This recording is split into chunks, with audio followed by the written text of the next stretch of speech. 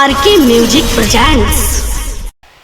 इसलिए भगवान परशुराम की जयंती नहीं है, जन्म उत्सव। जयंतियां उनकी मनाई जाती हैं जो इस संसार में नहीं है। भगवान परशुराम चिरंजीव हैं, आज भी इस धरा पे विद्यमान हैं, अमर हैं, इसलिए उनका जन्म उत्सव है, ना कि जयंती। बड़ा खुशी का मौका। समाज का भाईचारा, आपसी प्यार प्रेम भगवान से प्रार्थना करते हैं सदा आपस में भाईचारा प्रेम बना रहे। रही बात गाने बजाने की, तो कोई बड़े कलाकार नहीं, आपके बच्चे आपके बीच में हैं। जैसा भी दो चार बातें सीखी आपके बीच में दोहराने की कोशिश होगी। सजनों, बताते कि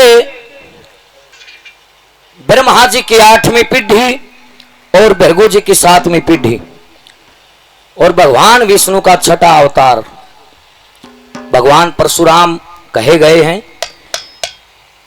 ब्रह्मा जी के मानस पुत्र भृगु जी हुए और भृगु जी के पुत्र चमन ऋषि हुए और चमन ऋषि के पुत्र अप्रवान हुए, अप्रवान के पुत्र औरव ऋषि हुए, औरव ऋषि के पुत्र ऋक्षक ऋषि हुए और ऋक्षक ऋषि के पुत्र जमदग्नि और जमदग्नि के पुत्र भगवान परशुराम। ये ब्रह्मा जी की 8वीं पीढ़ी में हुए, भृगु जी की 7वीं पीढ़ी में। बताते कई बार दिमाग में भ्रम होता है, कोई तो 19वां अवतार बताओ से, कोई 6ठा बताओ से। इनके अवतारों की कोई गिनती नहीं। जब तक ये धरा रहेगी और पहले थी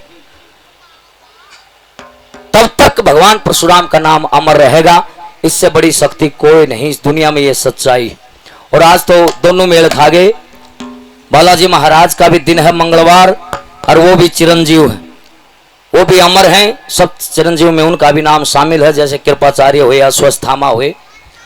एक तो रचना आपके बीच में, भगवान परशुराम को शस्त्र छोड़ के शस्त्र उठाने की जरूरत क्यों पड़ी?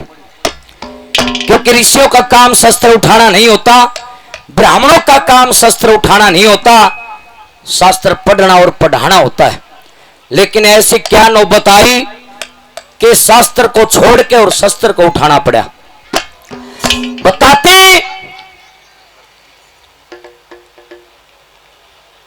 इस हिंदुस्तान की संस्कृति में 3 राम पैदा हुए। 3 राम। एक राम था दशरथ का सुत, श्री रामचंद्र कहा गया, मर्यादा पुरुषोत्तम। और एक राम था बलराम और तीसरा राम था परशुराम। लेकिन जन्म से इसका नाम परशुराम नहीं था लोगों, केवल और केवल राम नाम था इसका, राम। ये परशुराम कैसे पड़ा इनका नाम और शस्त्र क्यों उठाने पड़े? अपने दादा ऋक्षक ऋषि के पास में बहुत सारी विद्याएं सीखी परशुराम ने। और एक रोज दादा ऋक्षक ऋषि बहुत उदास दिखाई दिए। राम बूझ बैठा, दादा आप इतने उदास क्यों हो? कि एक चिंता मन में है। महाराज कौन सी? कि कार्तिकेय राजा का एक लड़का है जिसका नाम है अर्जुन, और जिसने दत्तात्रेय ऋषि की तपस्या करके उसे ऐसा वरदान ले लिया, उसका घमंड हो गया। महाराज कौन है वो? के वरदान ले लिया? 1000 भुजाओं का बल उस अर्जुन राजा ने ले लिया और घमंड हो रहा है। और उसने एक फरमान निकाल दिया कि मेरे राज में ब्राह्मण वेश और शूद्र को हथियार रखने का अधिकार नहीं होगा, इनकी रक्षा हम करेंगे। 1000 भुजाओं का बल मिलने के बाद उसका नाम रखा गया सहस्त्रबाहु अर्जुन। महाराज फिर क्यों होया कि भृगु वंश ने उस सहस्त्रबाहु अर्जुन के फरमान का बहिष्कार कर दिया कि ब्राह्मण अपनी रक्षा करना खुद जानता है। इस बात के ऊपर हमारे कुल का बैरी हो गया। वो नु कहा कर सच्चाई से रूबरू होना चाहिए इंसान ने। सीधी बात तो हम भी गा दें, सुना भी दें, लेकिन पीढ़ी को, बच्चों को ये नहीं पता चलेगा कारण क्या था। बताते भृगु वंश से बैर हो गया उस सहस्त्रबाहु अर्जुन का, पीढ़ियों को खत्म करना शुरू कर दिया।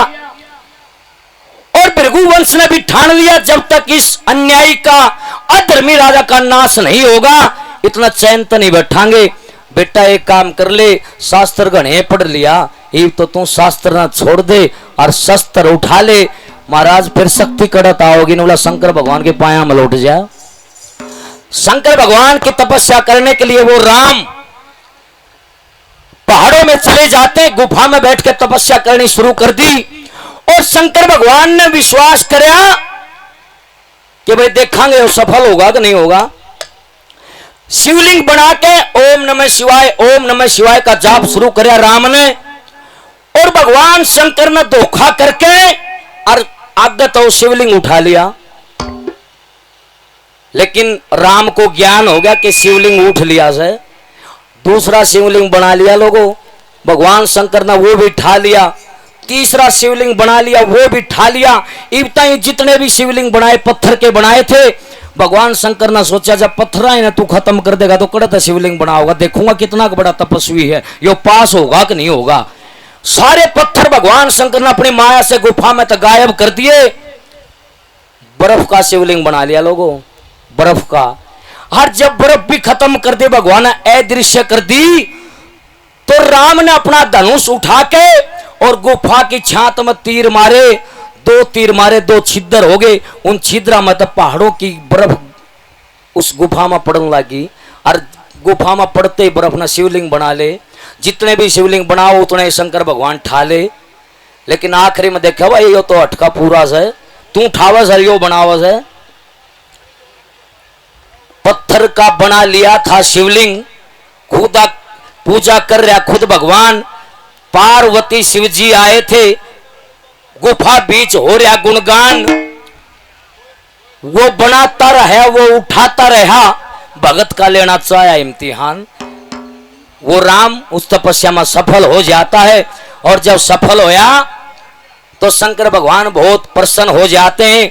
और प्रसन्न होके एक फरसा, जिसको परशु कहा जाता है, वो फरसा उस राम के हाथ में देके हन्नू कहने लगे बेटा यो सदा साथ में राखिए, ये बहुत बड़ी शक्ति है।